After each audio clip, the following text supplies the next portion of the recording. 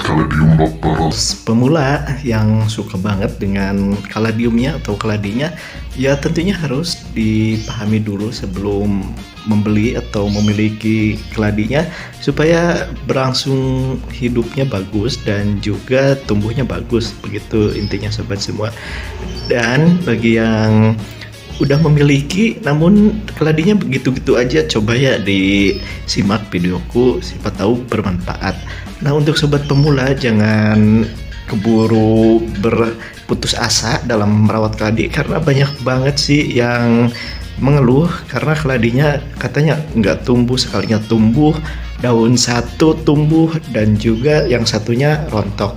Nah, semacam itu sih kebanyakan yang dikeluhkan, dan kemarin-kemarin banyak banget yang memang komentar di YouTube-nya Al Kampung Channel. Dan mudah-mudahan di video kali ini yang kemarin komentar bisa menonton dan menyimak sampai habis ya sobat semuanya. Dan tak lupa bagi yang udah kasih subscribe-nya, terima kasih. Dan bagi yang baru menemukan Al Kampung Channel, selamat datang. Semoga suka di tayangan-tayangan yang udah disuguhkan di Al Kampung Channel. Dan mudah-mudahan juga bermanfaat ya sobat semuanya. Sobat pemula yang kemarin yang keladinya mati terus katanya. Nah, coba nanti di video ini ada sedikit tips, mudah-mudahan berguna ya sobat semua. Nah, ini sengaja aku tampilkan keladi yang emang cantik sih, daunnya keren, cuman tidak terlalu yang daun besar ataupun yang rimbun, supaya semangat ya buat pemula. Nah, aku pun punya keladi yang seperti ini ya. Jadi kalau misalkan keladi itu yang nggak rimbun nggak masalah, yang penting selama hidup sih ya, selama hidup nggak masalah. Nanti bisa diperbaiki lambat laun, lambat ataupun cepat ya bisa diperbaiki. Nah, ini kejadiannya sama, nggak terlalu bagus. Nah, ini keladinya, media tanamnya pun ini tidak terlalu yang digimanain ya sobat semua. Ini hanya menggunakan ada sedikit tanah, sekam busuk, dan juga jerami padi. Ada juga nih kokopit ya dari sekam yang udah fermentasi. Nah, sengaja ini tidak ditambah supaya aku juga bisa membedakan mana yang full media tanam dan mana yang cuma rongga, ada rongganya yang setengah ini, yang di tengah ya sobat semua. Nah, kalau misalkan sobat semua ngalamin yang keladinya gitu-gitu aja, kurang pertumbuhan, coba deh ya ditambahin media tanamnya supaya agak penuh dikitan ya, mungkin sekitar 4 cm lah ya dari ujung potnya, sisain. Kenapa? Karena untuk nanti biar kalau disiram tidak melebar kemana-mana ya itu airnya. Dan juga banyak fungsinya sih supaya pupuknya tidak kemana-mana ya sobat semuanya.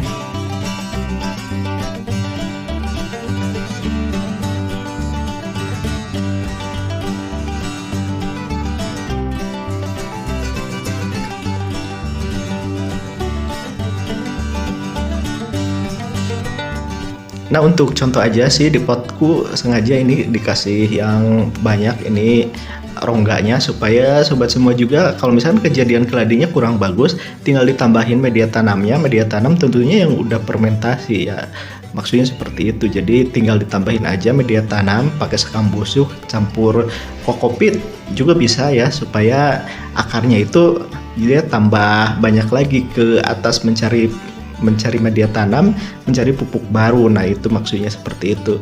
Dan ini tipnya simple sekali, karena untuk pemula sih kayaknya kalau misalkan kasih yang ribet-ribet malah nggak mau jadi bertaninya.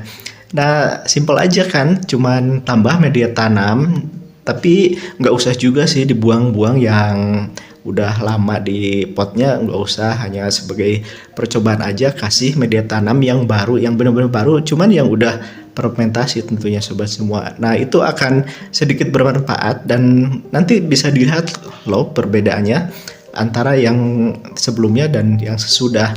Itu tambah juga dengan NPK yang udah dicairkan sobat semua. Nah, untuk 3 tanaman yang seperti di pot ini, ukuran potnya mungkin sekitar 15 cm ya sobat semua. Itu cukup dengan 1 sendok teh di kasih 1 liter air, dan juga ini bisa untuk 3 pot ini malahan bisa sisanya banyak juga. Nah, dicoba aja dulu ya sobat semua, sobat pemula. Siapa tahu tips yang tadi aku berikan bisa bermanfaat buat semuanya, oke?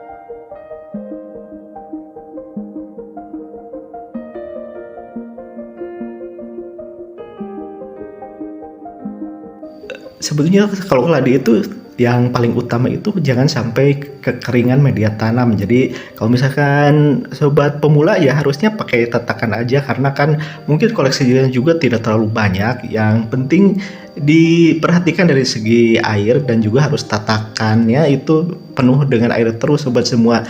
Dan tak lupa itu sinar matahari jangan sampai tidak tercukupi, karena kalau keladi itu pengennya, yang aku rasakan ya, yang udah dicoba beberapa kali, jadi harus tatakannya itu terpenuhi air, dan juga dari asupan matahari emang harus cukup sobat semuanya ya.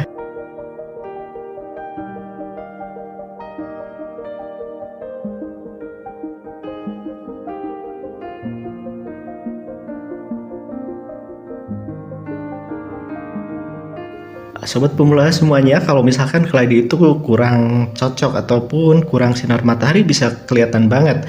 Kalau misalkan daunnya kusam beda dengan warna aslinya, itu udah jelas kekurangan asupan matahari. Dan kalau misalkan batang tinggi sama juga kekurangan sinar matahari.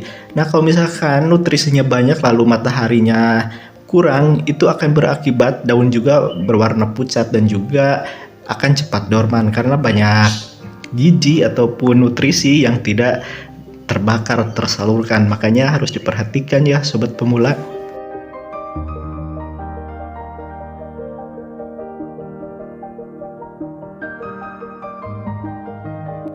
Kalau masalah memakai naungan, paranet atau sebagainya, plastik UV, itu sih alternatif aja sih, pilihan masing-masing. Yang jelas kalau diadaptasi sejak kecil itu daunnya nggak bakalan rusak, justru malah bakalan seperti ini nih. Kelihatannya gonjreng banget warnanya karena semenjak kecil, semenjak tumbuh dari umbi udah dibiasakan kena hujan dan kena panas sobat semua. Jadi itu sih hanya pilihan aja ya kalau misalkan mau pakai naungan atau enggaknya.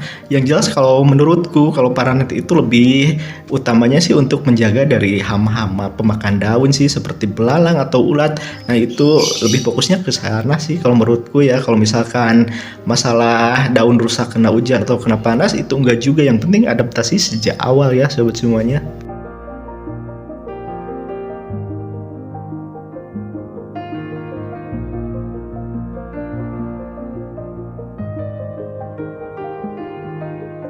Semoga aja video kali ini ada hal positif yang bisa diambil dan juga tentunya bermanfaat sobat semuanya, oke?